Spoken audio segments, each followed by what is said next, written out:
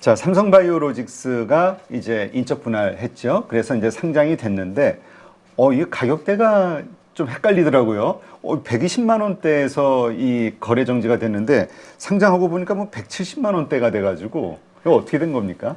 이제 많은 분들이 이 분할 상장을 하면서 비율 때문에 헷갈려 하시는 것 같은데요.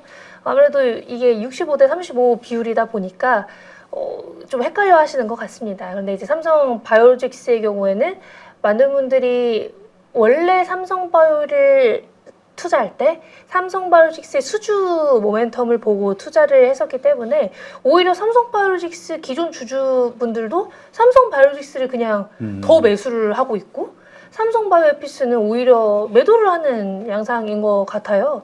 아무래도 본업에 이제는 집중을 할 수 있다는 게 가장 큰 메리트가 된 것 같고 이제는 경쟁사와 부딪히지 않는 아무래도 삼성전자 시절 파운드리 때의 그런 아쉬웠던 부분이 해소되는 국면이라서 이제는 본업을 더 잘할 수 있는 삼성바이오로직스에 대한 투자를 그냥 늘려나가고 있는 것이지 않나 그렇게 생각을 하고 있고요. 사실 분할 전에 투자하신 분들이 위너라고 생각이 되는데 그러게요. 네. 요즘에는 근데 오히려 그때 분위기는 이거 들고 어떻게 더 그 기간을 참고 있지? 그 안에 무슨 일이 생길 줄 알고 이런 분위기였는데 오히려 지금은 그분들이 승자가 된 상황이고 삼성 바이오로직스의 경우에는 최근 또 대량 수주들이 급속도로 늘어나고 있는 상황이기 때문에 그런 것들이 지속된다면 지금처럼만 실적 성장을 보여준다면 바이오 대장으로서의 위치는 뭐 흔들리진 않을 것으로 보여집니다. 다만 오히려 삼성바이오에피스는 이제 신약 쪽을 시작하고 있는 상황이고 신약 쪽이나 새로운 모멘텀을 위해서 인투셀과 프로티나 이렇게 두 기업과의 협업을 확장시켜 나가고 있는 상황인데요.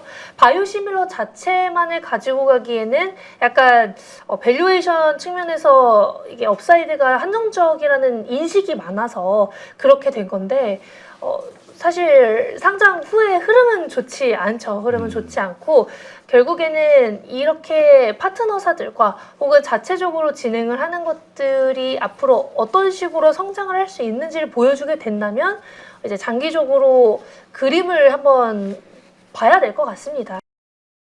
네.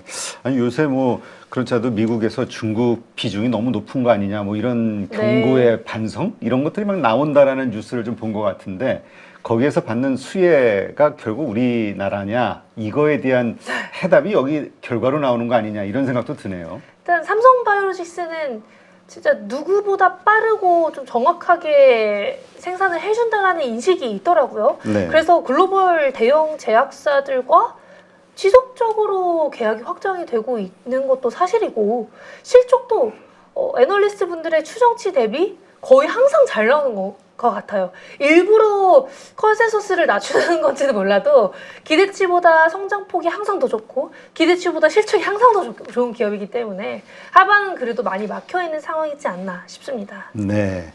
자, 하여튼 요즘 우리 한국 바이오 기업들이 아주 승승장구하고 있는데 이번에 ABL 바이오에도 아주 좋은 소식이 있었죠. 한번 좀 정리해 주시죠. 우선 일라이 릴리라는 글로벌 1위 대형 빅파마와 3.8조 원의 기술 이전 계약을 체결한 건데요.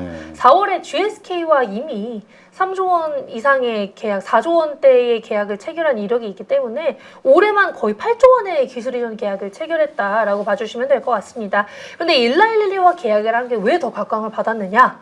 일라이 릴리가 1위 기업이면서도 비만 쪽에서 가장 각광받고 있고 RNA 쪽에도 투자를 많이 하고 있으며 뇌질환에서도 리더인 기업이기 때문입니다.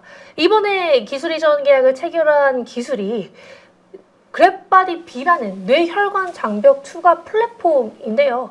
BBB 셔틀이라는 이 뇌혈관 장벽 투과 플랫폼은 뇌에 만약에 질환이 있을 경우 뇌질환 치료제가 어쨌든 개발이 될 거 아니에요? 근데 이제 뇌질환 치료제들의 단점으로 알려졌었던 게 뇌혈관 장벽이 너무 두꺼우니까 투과가 잘 안 된대요.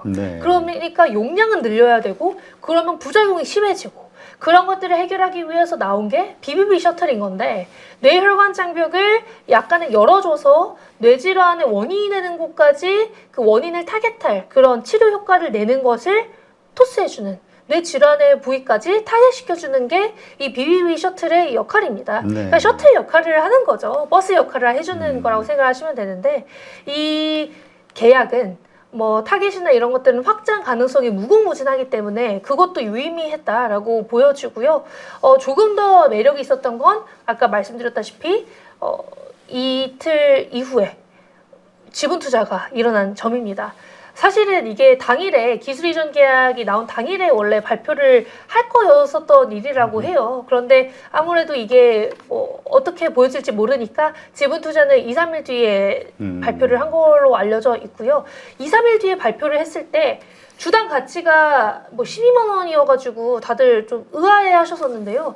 이게 왜 그렇게 됐냐면 원래는 기술 이전 계약을 체결하고 바로 지분 투자까지 발표를 하려고 했었는데 그 기준이었으면 9만 원대였거든요. 네. 9만 원대였는데 이제 그날 발표를 하지 않고 2, 3일 뒤에 발표를 하다 보니까 111와 기술 이전 계약을 체결했었으니 당연히 갑자기 급등을 했겠죠. 그렇죠. 갑자기 급등을 해서 111 입장에서는 거의 30% 프리미엄을 주고 지분 투자를 진행한 거예요. 그런데 사람들의 입장은 ABL바이오가 너무 낮게 지분 투자를 받는 거 아니냐.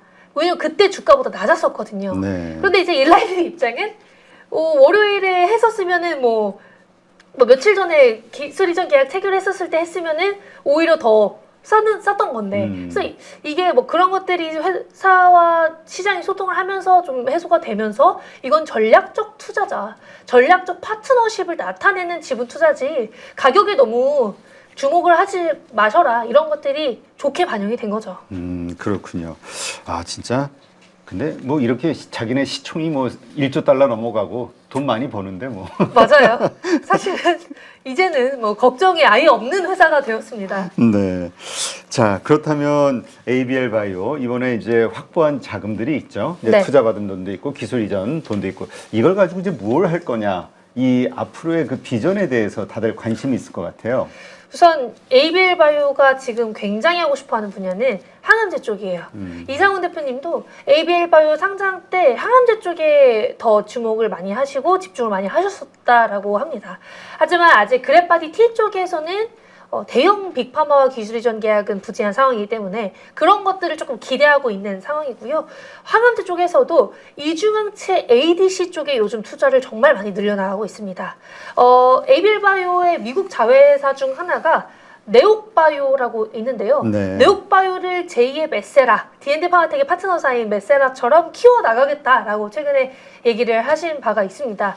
결국에는 이 ABL206이나 ABL209 같은 이중항체 ADC들을 임상 신청을 하고 임상 데이터를 내후년쯤에 발표를 하게 되면 그 기업의 가치도 많이 올라가게 될 거고요. 그게 아마 ABL 바이오 항암제 쪽에서는 중심이 될 수 있는 분야지 않을까 싶습니다. 어쨌든 이중항체 ADC는 ADC가 글로벌 항암제의 트렌드이기도 하고 이중항체도 글로벌 항암제 시장의 트렌드이기도 한데 이 두 개를 합치니까 당연히 이 이중항체 ADC도 굉장한 관심을 많이 받고 있는 분야거든요. 이게 두 개의 다른 특성을 지닌 항원으로 표적을 해서 암세포에 조금 더 정확히 결합을 하고요. 암세포 내부로 조금 더 빠르게 침투를 하는 게 장점입니다. 그러니까 단일 항체의 ADC 대비해서 좀 개선될 것이라는 기대감이 많이 있어요. 그래서 여기서 잘 나오게 됐다면 충분히 임상 데이터 확인했을 때 업사이드가 많이 나오지 않을까 그렇게 기대를 하고 있습니다.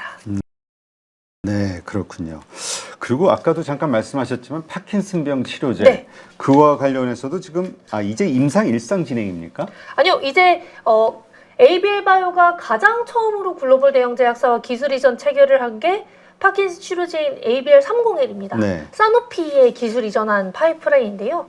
이 ABL301은 최근에 임상 1상이 끝나서 임상 1상 데이터를 공시를 통해서 발표를 했고요.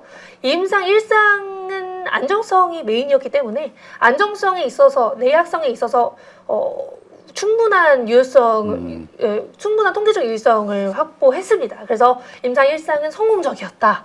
임상 1상이 끝나고 나서부터는 이 ABL301을 사노피가 임상을 진행하게 돼요. 그래서 임상 2상부터는 사노피가 임상을 진행할 예정이고요.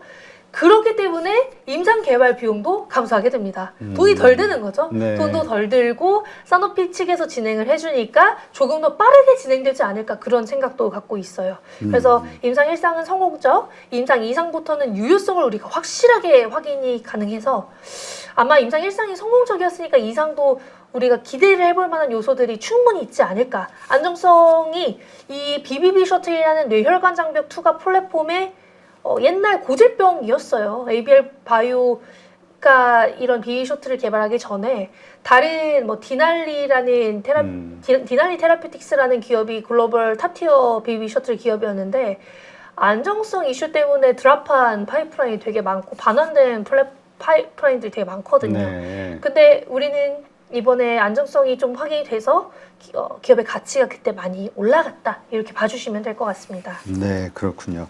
이게 GLP-1에서 뭐 뇌와 관련된 여러 가지 뭐 이런 치료제들이 많이 나오고 있다. 아까 잠깐 그런 말씀하셨잖아요. 근데 그 전에 이 기억을 떠올려 보면 치매약 노브로디스크에서도 뭐 몇 년간 임상 실험하고 있었다. 그 다음에 이제 뭐 다음 달인가 발표한다 이런 뉴스들이 좀 나오던데 아직 이런 뇌질환과 관련해서는 되게 어려운 분야인가 봐요.